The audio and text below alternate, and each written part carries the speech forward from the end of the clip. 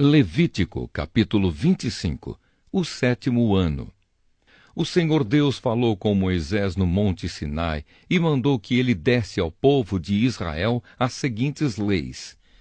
Quando vocês entrarem na terra que o Senhor Deus lhes vai dar, deixem que de 7 em 7 anos a terra descanse em honra do Senhor. Durante 6 anos semeiem os seus campos, podem as parreiras e colham as uvas. Mas o 7º ano será um ano de descanso sagrado para a terra, um descanso dedicado a Deus o Senhor. Nesse ano ninguém semeará o seu campo, nem podará as suas parreiras. Ninguém colherá o trigo que crescer por si mesmo, nem podará as parreiras, nem colherá as uvas. Será um ano de descanso completo para a terra. Os campos não serão semeados, mas mesmo assim produzirão o bastante para alimentar todos os israelitas, os seus escravos e as suas escravas, os seus empregados, os estrangeiros que vivem no meio do povo e também os animais domésticos e os animais selvagens. Tudo o que a terra produzir servirá de alimento. O ano da libertação. Contem 7 semanas de anos, isto é, 7 anos vezes 7, o que dá um total de 49 anos. Então, no dia 10 do 7º mês, que é o dia do perdão, mandem um homem tocar trombeta por todo o país. Pois esse ano que vem depois de cada 49 anos é o ano sagrado da libertação, em que vocês anunciarão liberdade a todos os moradores do país. Nesse ano, todos os que tiverem sido vendidos como escravos voltarão livres para suas famílias, e todos os campos que tiverem sido vendidos voltarão a pertencer ao primeiro dono. Nesse ano ninguém semeará os seus campos, nem colherá o trigo que crescer por si mesmo, nem podará as parreiras, nem colherá as uvas, pois o ano da libertação é sagrado para o povo, e nele todos se alimentarão somente daquilo que a terra produzir por si mesma. No ano da libertação, todas as terras que tiverem sido vendidas voltarão a pertencer ao primeiro dono. Na venda ou na compra de terras, não explorem os outros. O preço será calculado na base do ano da libertação, pois o que se vende não são, de fato, as terras, mas as colheitas que elas produzem. Portanto, o comprador descontará do preço o número de colheitas desde o último ano da libertação. E o vendedor calculará o preço na base dos anos de colheita que ainda faltam até o seguinte ano da libertação. Se ainda forem muitos anos, o preço subirá. Se forem poucos, o preço baixará. Que ninguém explore os outros, que todos temam a Deus, pois Ele é o Senhor nosso Deus. A questão do 7º ano. Obedeçam a todas as leis e mandamentos de Deus para que vivam em segurança na terra que vai ser de vocês.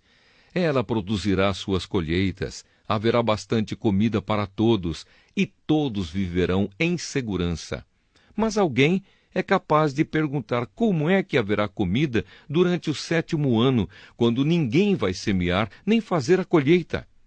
A resposta é que Deus abençoará a terra, e no 6º ano ela produzirá colheitas que serão suficientes para 3 anos.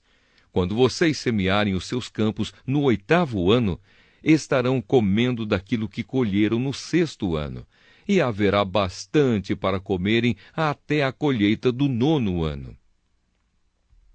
Leis a respeito de propriedades. A terra é de Deus, portanto, ela não será para sempre daquele que a comprar. Deus é o dono dela, e para ele nós somos estrangeiros que moram por um pouco de tempo na terra dele. Assim, quando um terreno for vendido, o seu antigo dono será o primeiro a ter o direito de tornar a comprá-lo. Se um israelita ficar pobre e precisar vender uma parte das suas terras, o seu parente mais chegado deve tornar a comprar o que ele vendeu. Mas, se ele não tiver um parente que compre as terras, é possível que mais tarde ele mesmo fique rico outra vez, podendo assim tornar a comprar o terreno que vendeu.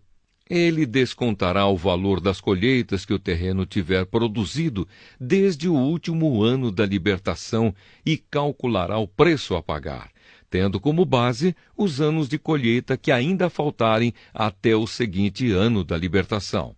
E assim ele será novamente o dono do terreno. Mas se ele não tiver o suficiente para tornar a comprar o terreno, então este ficará pertencendo ao comprador até o seguinte ano da libertação. Nesse ano, o terreno voltará a pertencer ao primeiro dono. Se um homem vender uma casa que fica numa cidade protegida por muralhas, ele terá o direito de tornar a comprar a casa até um ano depois da venda. Mas, se dentro de um ano ele não comprá-la, então ela pertencerá ao comprador e aos seus descendentes para sempre. Nem mesmo no ano da libertação a casa voltará a ser do primeiro dono. Porém, as casas que ficam em cidades sem muralhas são como os terrenos. O primeiro dono tem o direito de tornar a comprar a casa, e no ano da libertação ela volta a ser do primeiro dono. Os levitas têm sempre o direito de tornar a comprar as suas casas que ficam nas cidades onde moram. Mas, se um levita vender a sua casa numa dessas cidades e não tornar a comprá-la, então no ano da libertação a casa volta a ser dele, pois as casas das cidades onde os levitas moram serão sua propriedade permanente no meio do povo de Israel. Mas os campos em volta das cidades onde os levitas moram não podem ser vendidos. Eles pertencem aos levitas para sempre. Leis a respeito dos pobres. Se um israelita que mora perto de você ficar pobre e não puder sustentar-se, então você tem o dever de tomar conta dele. Ajude-o, como se ele fosse um estrangeiro que mora no meio do povo, a fim de que ele continue a morar perto de você. Não cobre juros sobre o dinheiro que você lhe emprestar. Respeite a ordem de Deus para que esse homem continue a morar perto de você. Não cobre juros sobre o que você lhe emprestar, nem tire lucro dos alimentos que você lhe vender. É isso que o Senhor, nosso Deus, nos manda fazer. Foi Ele quem nos tirou do Egito para nos dar a terra de Canaã e para ser o nosso Deus. Leis a respeito dos escravos. Se um israelita que mora perto de você ficar tão pobre que chega ao ponto de ter de se vender a você para ser seu escravo, não o faça trabalhar como escravo. Trate-o como se ele fosse um empregado ou um estrangeiro que mora com você. Ele trabalhará para você até o ano da libertação, e nesse ano ele e os seus filhos irão embora e voltarão para sua própria família e para as terras dos seus antepassados. Os israelitas são escravos do Senhor Deus que os tirou do Egito. Eles não deverão ser vendidos como escravos. Portanto, não os trate com crueldade, mas respeite a ordem de Deus. Se precisarem de escravos ou escravas, vocês poderão comprá-los dos povos vizinhos do seu país. Também poderão comprar os filhos dos estrangeiros que moram no meio de vocês. Essas crianças que nascerem na terra de Israel poderão ser compradas como escravos, e os seus donos poderão deixá-los como herança aos filhos, a quem esses escravos deverão servir a vida inteira. Mas um israelita não pode ter outro israelita como escravo, nem pode tratá-lo com crueldade. Pode acontecer que um estrangeiro que vive no meio do povo fique rico e que um vizinho israelita fique pobre e se venda como escravo a esse estrangeiro ou a alguém da família dele. Nesse caso, depois de vendido, o israelita tem o direito de ser comprado de novo. Um irmão, um tio, um primo ou outro parente chegado poderá comprá-lo. Ou, se ganhar bastante dinheiro, ele mesmo poderá comprar a sua liberdade. Ele e o homem que o comprou combinarão o preço que deverá ser pago, de acordo com o número de anos desde o ano em que ele se vendeu até o seguinte ano da libertação. O cálculo será feito tendo como base o salário que um empregado recebe.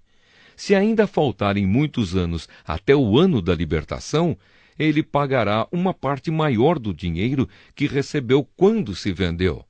Mas se faltarem poucos anos, a parte será menor. O dono o tratará como se ele fosse um empregado que é contratado para trabalhar por ano. Não deixem que o dono o trate com crueldade.